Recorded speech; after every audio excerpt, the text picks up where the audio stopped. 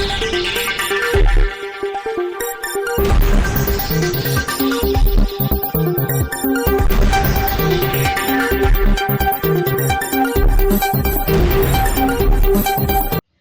દર્શક મિત્રો, આપ જોઈ રહ્યા છો શિરોડ સમાચાર।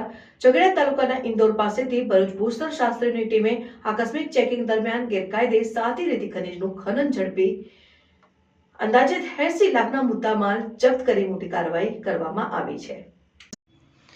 ભરૂચ ભૂસ્તર શાસ્ત્રીની ટીમને નર્મદા નદીના પટ વિસ્તારમાં બિન અધિકૃત ખનનની ફરિયાદ મળવા પામી છે। જે ફરિયાદને આધારે ભરૂચ ભૂસ્તર શાસ્ત્રીની ટીમે ભરૂચ જિલ્લાના ઝઘડિયા તાલુકાના ઇન્દોર ગામે આકસ્મિક ચેકિંગની કામગીરી હાથ ધરી હતી। જેમાં સ્થળ પરથી ગેરકાયદેસર સાતી રેતી ખનીજનું ખનન કરતા 3 ટ્રક એક્સકેવેટર મશીન સહિત અંદાજિત 80 લાખનો મુદ્દામાલ જપ્ત કરી પકડાયેલ મુદ્દામાલ ઉમરલા પોલીસ સ્ટેશન ખાતે મૂકી આગળની કાર્યવાહી હાથ ધરી હતી।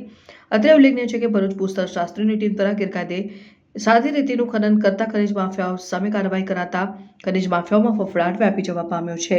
બ્યુરો રિપોર્ટ, શિરોડ સમાચાર ન્યૂઝ, ઝઘડિયા।